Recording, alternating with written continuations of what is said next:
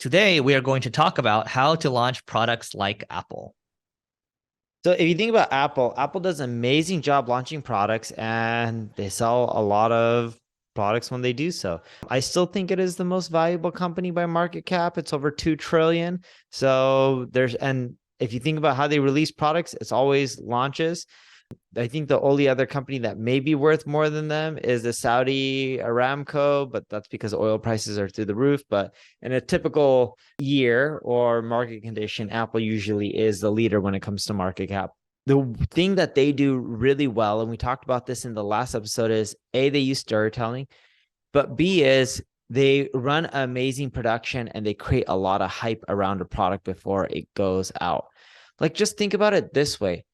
You are sitting there for an hour to 2 hours watching Apple talk about products that they are going to sell to you. It's pretty much a really long infomercial. You're listening to an infomercial to hear about what you can give them money for the products that they are going to release.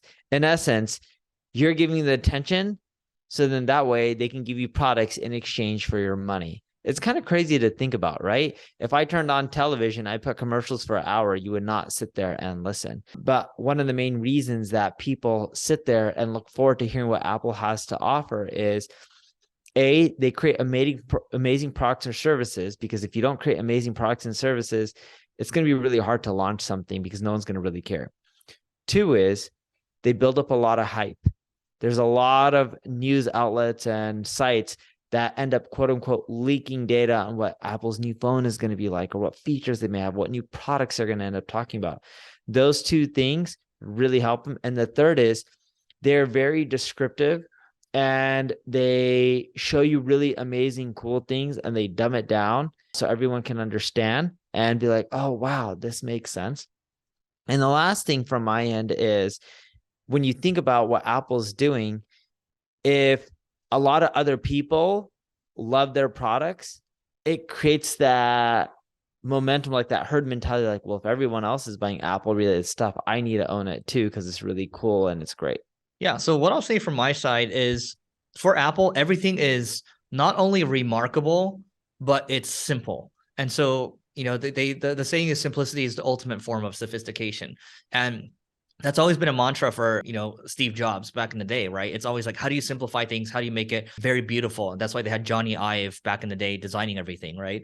And so a couple examples of this. What's remarkable is this sounds boring, but their packaging is actually remarkable. From how you open it, it's very easy to open, right?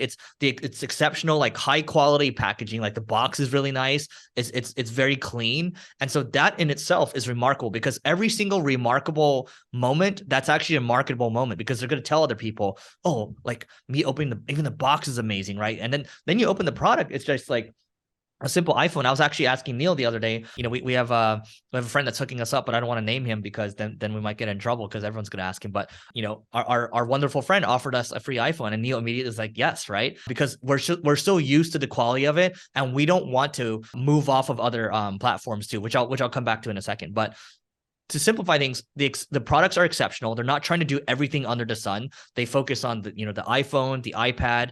They have their services, right? Like the different apps that they have. There's the watch, there's the computers, but they don't really try to go too far out of hardware, right? Exceptional design. So the product itself is amazing. The design is amazing. The package is amazing, right? But beyond that, it's how well they keep people locked in the ecosystem. That's kind of part of marketing as well. That's part of the retention marketing aspect. So if I'm using an Apple computer right now, I'm using an Apple phone, and then also there's iCloud, all my apps talk to each other.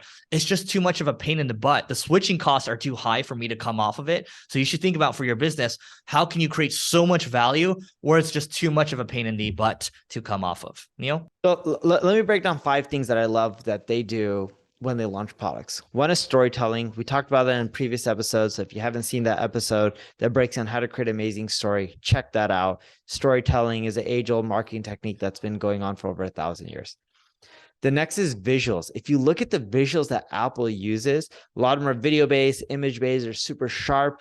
It's just like you can kind of feel what they're trying to express through their visuals. The next thing that they do is they focus on experiences, not features. A lot of people talk about features. features don't matter as much. Experiences is all that really matters. And that converts a lot better in the long run because, people get feature overload. If you actually ask people, hey, what portion of the features do you use in the product or service that you ended up buying? Most people don't use majority of the features. But when you pitch them on experiences, it converts much better. Then they have a lot of suspense, which builds up to the event. I talked about that a little bit, from people releasing leaked photos, from people talking about features, what they expect. That does really well. And the last thing that I love that they really do when they launch products is they're super thorough with their information. If you ever go to one of Apple's landing pages for any of their products, it's not just super descriptive in text, from visuals to videos to even having augmented reality to see how the thing will look in, like, let's say 3D. This all helps you really understand if that product is right for you. All right. Final thing I'll say from my side is, look, they just try to work with what's tried and true. I remember when I was a teenager, I was really anti-Apple. And so I built my own PCs. I selected kind of the best products, the best video cards, the best CPU, all these things, right? And I kind of bundled it in together, and I really enjoyed doing that. And what I've learned over the years, as I get, the older I get, I'm just like, Apple stuff just works. It's not necessarily always the case that they have the best technology inside. That's actually changing more now, given that they make their own chips. But they used to be just kind of like a step behind, right? But they knew that everything would work well together and everything would play nice and everything was just stable. And I think when there's actually an old marketing saying where it's just like, it does what it says on the tin, right? Like, it just works. And so that actually goes a long way too, because almost everything they do, there's like a marketable moment to it. And so we would highly encourage you that you study Apple. You probably own at least one Apple product. And so, that is it for today. Please don't forget to rate, review, subscribe. Let us know what you think.